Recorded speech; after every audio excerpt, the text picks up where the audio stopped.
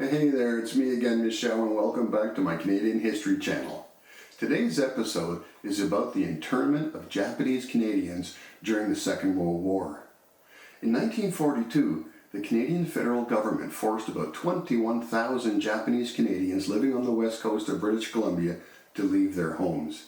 They would lose almost everything they had. They lost their homes, they lost their cars, they lost their boats, they lost their possessions, and then they were deported and forced to live in internment camps in small towns, with most of the towns being in British Columbia. The Japanese Canadians were not allowed to return to their homes until 1949. Many of them never got their homes or their possessions back. Finally, in 1988, the federal government apologized for what it did. It also gave $21,000 to the survivors as a form of redress, meaning compensation to right the wrongs of the past. Now, what were the events leading up to internment? Well, in the 19th and early 20th centuries, most Japanese people in Canada lived in British Columbia, where they experienced a lot of discrimination and racism. Many people in British Columbia wanted the province to only have white people.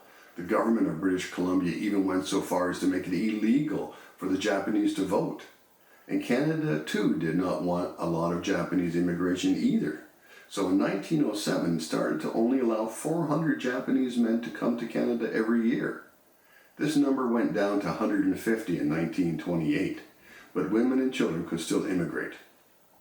Anti-Japanese racism became much worse after the Second World War started, and it got even worse after December 7, 1941, when the Japanese bombed Pearl Harbor. It was also the day Canada went to war with Japan. Japanese Canadians were seen as enemies by many Canadians, especially in BC. Some thought they were spies, and many people wanted the government to force the Japanese on the west coast to leave their homes. Soon after Pearl Harbor, the government took away Japanese Canadians' fishermen's boats, even though there was no evidence that they were spies. In fact, the RCMP found no proof that any Japanese Canadians were spies. Yet the federal government still decided to force Japanese Canadians to leave the coast. Many politicians in British Columbia put a lot of pressure on the federal government to do this. They wanted to imprison Japanese Canadians in camps with guards. Male Japanese Canadians were first to be forced to leave their homes. Prime Minister Mackenzie King ordered them to leave in January of 1942. Soon after, he made a law that forced all Japanese Canadians living 160 kilometers from the coast to leave, and they did. By the summer of 1942, there were no Japanese Canadians on the coast. Most went to the interior of British Columbia. Some of the towns they lived in were called New Denver, Caslow, and Hope.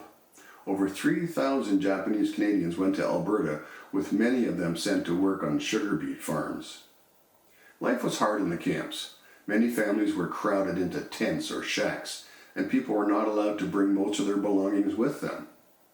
What followed internment, and what is its legacy today? Well, in 1945, the government gave Japanese Canadians the choice to move to Japan or elsewhere in Canada. About 4,000 went to Japan voluntarily, while the Canadian government forced some to do so. In addition to this, most Japanese Canadians ended up losing almost everything. When they returned home in 1949, they learned that their property had been sold. Their houses had been sold at low or unfair prices. In the 1980s, the federal government offered some compensation. In 1988, Prime Minister Brian Mulroney gave an apology. These were just the first steps towards healing the wounds of the past.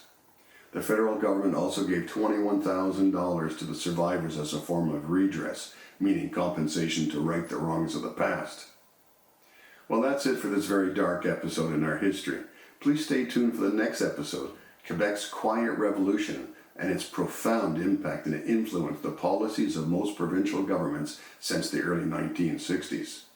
Now remember, at any time, feel free to leave comments or questions below, and I'll do my best to respond to them all. And please, be a true Canadian and be polite. And if you like this content, give this video a thumbs up. And click that subscribe button below to see more. And remember, if you wish, hit that bell if you'd like to be notified of any new content. Thanks everyone, and have a great day.